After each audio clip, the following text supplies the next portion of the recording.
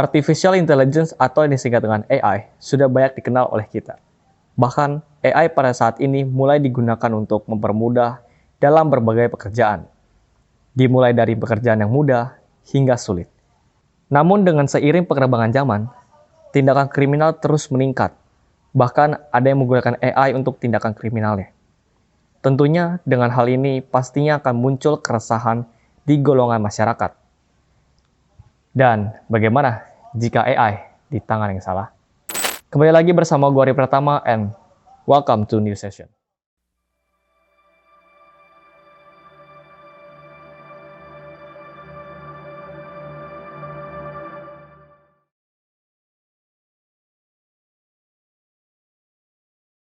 Oke, 2023. Siapa yang gak kenal dengan AI? Pastinya bahkan dari anak kecil pun sudah kenal dengan yang namanya AI. AI yang dulunya kita cuma kenal sebagai hal yang abu-abu, kayak hal yang mungkin, hal yang mustahil terjadi lah gitu. Kini sudah hadir di kehidupan kita tentunya, dan bahkan kita menggunakan AI tersebut. Bahkan gua sebagai editor pun juga menggunakan AI tersebut, apalagi pekerjaan-pekerjaan yang di luar sana yang berurusan dengan digital pun pasti akan menggunakan AI untuk mempermudah pekerjaannya, bukan?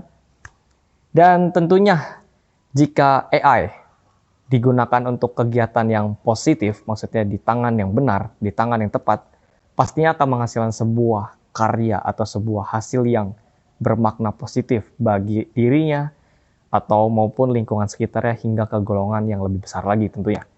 Namun jika AI digunakan di tangan yang bersalah, tangan yang tidak bertanggung jawab atas perbuatannya, pastinya akan muncul keresahan tentunya, mulai dari golongan yang kecil hingga ke golongan yang lebih besar tentunya.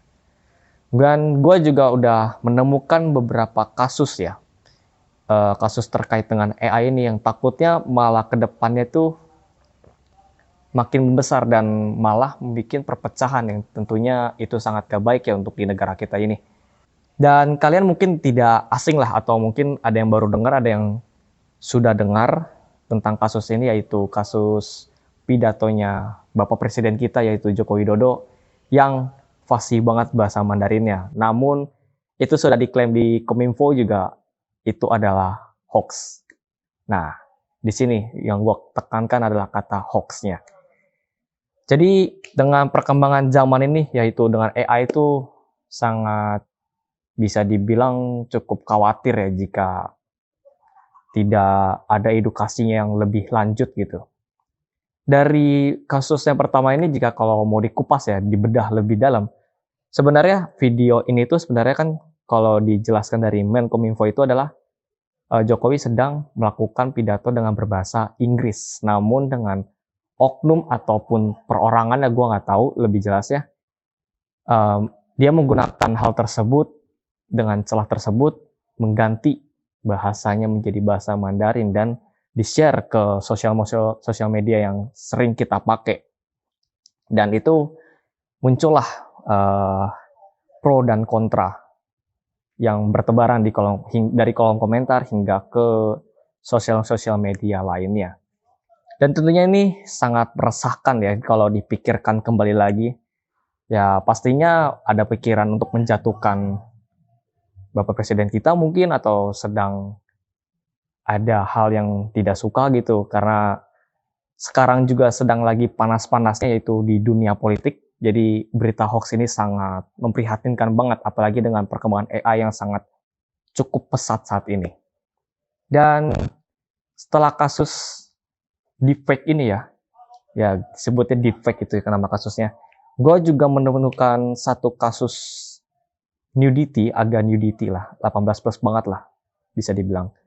Jadi gue melihat di salah satu sosial media ya, itu tiba-tiba ada AI yang merubah foto-foto public figure bilangnya itu menjadi konten nude gitu, konten nudity yang sangat 18 plus plus banget lah gitu. Jadi nah di sini kalau dipikirkan kembali, kalau gua mau ngajak kalian semua berpikir lah bilangnya gitu ya,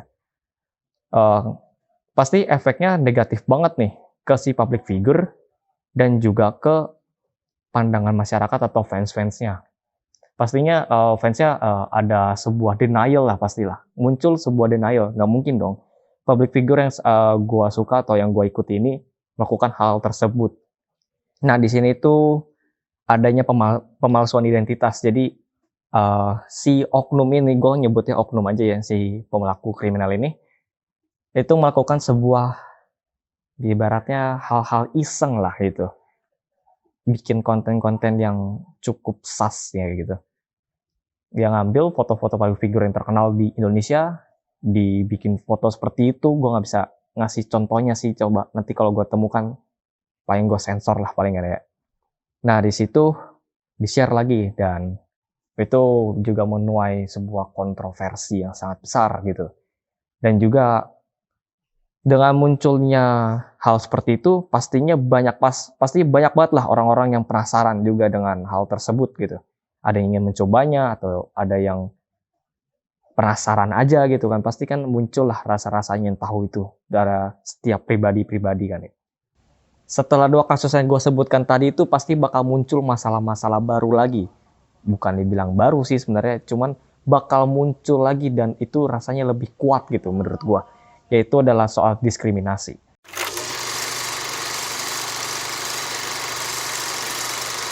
Pastinya diskriminasi nggak pernah lepas lah.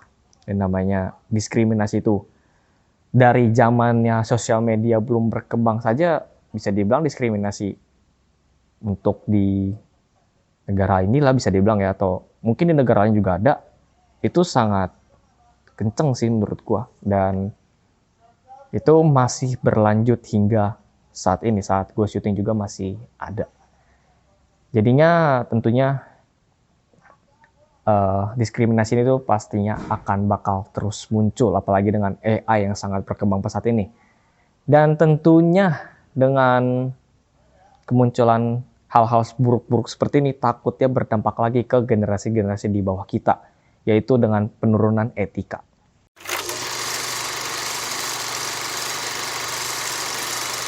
Oke, moral dan etika ini tuh sangat-sangat penting lah, apalagi dengan untuk pribadi kita sendiri, untuk kita bersosialisasi tentunya, dalam berkomunikasi juga pasti yang penting. Namun, gue juga ada sedikit melihat lah ke beberapa orang dan sedikit survei pengamatan aja sih sebenarnya. Menurut pribadi dan pendapat gue sendiri, memang untuk masalah moral dan etika ini tuh sedang mengalami penurunan lah ya. Mungkin karena edukasinya sedikit kurang, mungkin kurang pengawasan ketat dari orang tua, dan juga mungkin dari sosial media yang sedikit kadang cukup kasihan sih sebenarnya gue ke anak-anak yang masih di bawah umur lah ya. Mereka tahu hal-hal yang melebihi umurnya gitu, kayak kasihan aja sih menurut gue. Tapi ya itu sih yang sedang muncul lah gitu. Dengan perkembangan AI juga pastinya takut dengan oknum-oknum yang muncul dengan memanfaatkan AI ini jadinya lebih parah lagi tentunya. Dan baik lagi yang terakhir yaitu masalah hoax lah, seperti yang tadi yang gue sebutkan, hoax. Apalagi sekarang dunia politik yang gue baikin lagi sedang panas-panasnya, jadi berita hoax ini menurut gue bakal paling kenceng lah ya untuk masalah dengan bersangkut pautan dengan AI ini.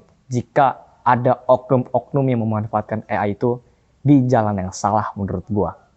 Oke, setelah beberapa kasus yang gue sebutkan berulang tadi, bagaimana sih solusinya?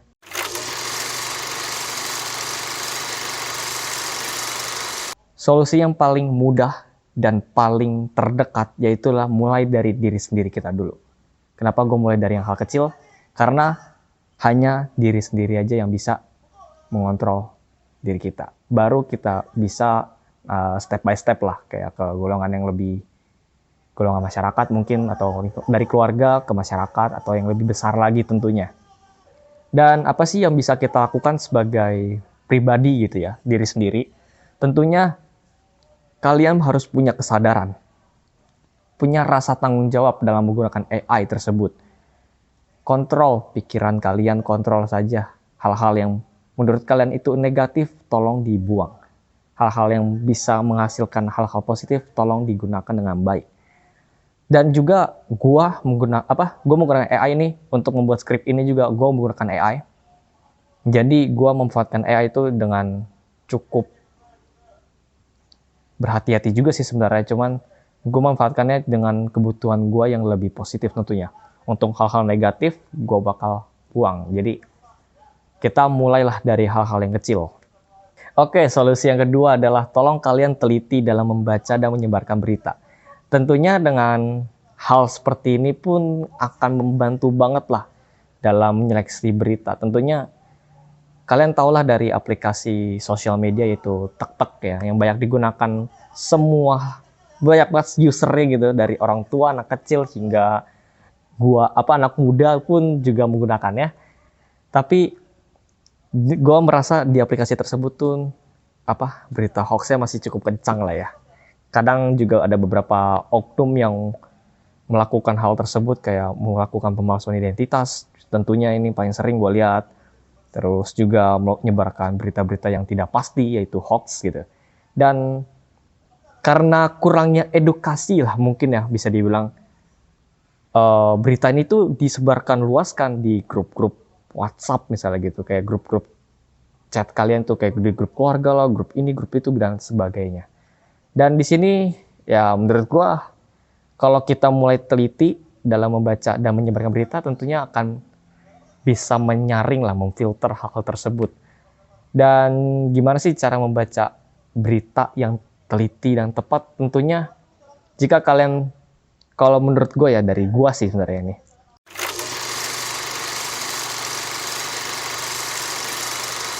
kalian bisa ikutin gue atau enggak terserah. Kalau ada berita, gue baca dulu itu sumber dari mana, sumber terpercaya atau enggak.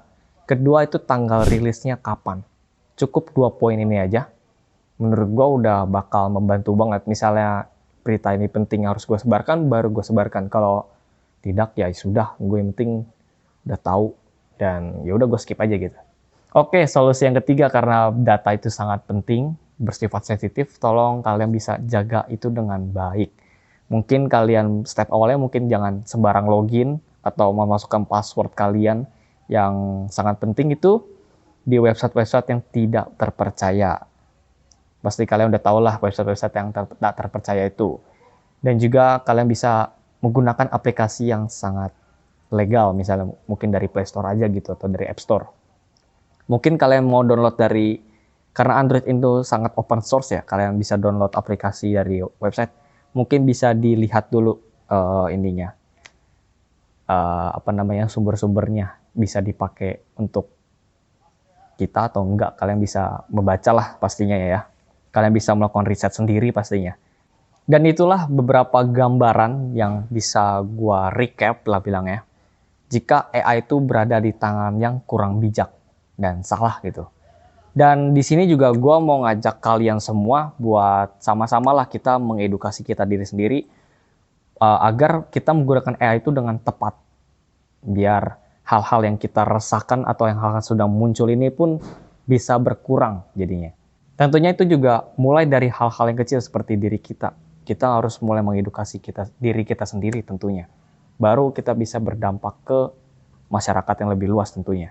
Oke, itu aja dulu mungkin pembahasan gua kali ini. Nggak bisa dibilang yang terlalu dalam juga karena gua masih belajar mengenai hal tersebut, karena AI ini cukup dalam lah bisa dibilang ya. Dan jangan lupa like, comment, dan subscribe.